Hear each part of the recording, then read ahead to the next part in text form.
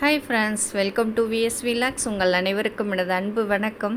இன்றைக்கி நம்ம பட்டர் முறுக்கு பாருங்கள், நல்ல கரகரப்போடு இருக்குங்க. செய்கிறது ரொம்ப ரொம்ப ஈஸி, 10 நிமிஷத்தில் செஞ்சிடலாங்க. மாவு பிசைஞ்சு பிழிஞ்சு விட்டால் பட்டர் முறுக்கு ரெடிங்க. ரொம்ப ரொம்ப ஈஸியாக நல்ல கரகரப்போட எல்லாருக்கும் பிடித்தமான இந்த பட்டர் முறுக்கு எப்படி செய்கிறதுன்னு பார்க்கலாமா? இதுக்கு நான் அரிசி மாவு, பச்சரிசி மாவு இந்த கப்புக்கு 1 கப்பு நல்ல குவியலாக எடுத்து வச்சுருக்கேன். பட்டர் ஒரு 2 ஸ்பூன் வேணுங்க.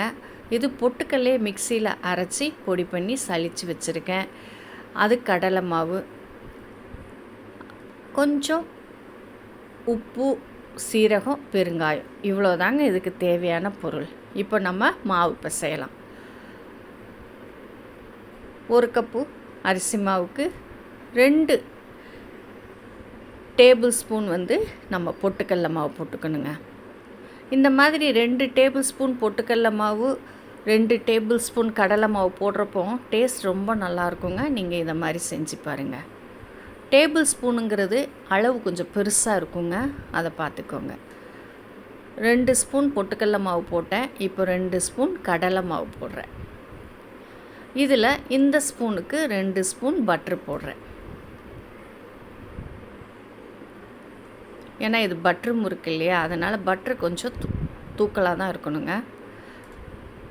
இப்போ இதுக்கு தேவையான உப்பு, பெருங்காயம், சீரகம் எல்லாம் போட்டுக்கலாம். போட்டுட்டு இந்த மாவை நல்லா கலந்து விடணுங்க. அந்த பட்டர் எல்லாமே மாவில் சேர்கிற மாதிரி நல்லா கையால் பிசைஞ்சு விட்டு ஃபஸ்ட்டு மாவை கிளறிட்டு அதுக்கப்புறம் கொஞ்சம் கொஞ்சமாக தண்ணி விட்டு நம்ம பிசையணுங்க.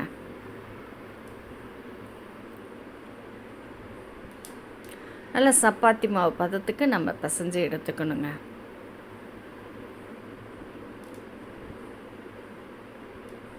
நீங்கள் பட்டர் முறுக்கு வெறும் கடலை மாவு மட்டும் போடுறத விட இந்த மாதிரி 2 ஸ்பூன் பொட்டுக்கடல மாவும் போட்டு செஞ்சு பாருங்களேன். அதோட டேஸ்ட்டு ரொம்ப வித்தியாசமாக நல்லா இருக்குங்க. இப்போ மாவு இந்த பதத்துக்கு நல்லா பிசைஞ்சு வச்சுக்கலாம். நல்லா சாஃப்டாக பிசைஞ்சு வச்சுக்கலாங்க. இதுக்கு மகிழம்பு வச்சு தான் நான் எடுத்திருக்கேன். எண்ணெயும் சூடு பண்ணிக்கிட்டு இருக்கேன். நல்லா சூடாக இருக்குங்க. அப்படியே பிழிஞ்சு விட்டுட்டு எண்ணெய் சூடானோடனே கொஞ்சம் மீடியமில் வச்சுருங்க, இல்லைன்னா டக்குன்னு செவந்துடும். எண்ணெய் சூடானோடனே கொஞ்சம் மீடியமில் வச்சுட்டு அப்படி பிழிஞ்சு விட வேண்டியதாங்க வேலை. ரொம்ப ஈஸியாக நமக்கு வேலையும் சீக்கிரமாக முடிஞ்சிடும். ஏன்னா இப்படி பிழிஞ்சு எண்ணெய் எந்த அளவு கொள்ளுமோ அந்த அளவுக்கு நம்ம பிழிஞ்சு விட்றலாம். இவ்வளோ மாவு நான் 2-3 ஈடில் செஞ்சு முடிச்சிட்டேங்க. ஈஸியாக வேலையும் முடிஞ்சிடும். நீங்கள் இதே மாதிரி செஞ்சு பார்த்து சாப்பிட்டு பாருங்கள், உங்களுக்கு ரொம்பவே பிடிக்கும். இந்த வீடியோ பிடிச்சிருந்தா உங்கள் ஃப்ரெண்ட்ஸ் சர்க்கிளுக்கும் ஷேர் பண்ணி விடுங்கங்க. நீங்களும் செஞ்சு பார்த்துட்டு எப்படி இருக்குன்னு சொல்லுங்கள். அப்படியே ஒரு லைக்கையும் போட்டுருங்கங்க.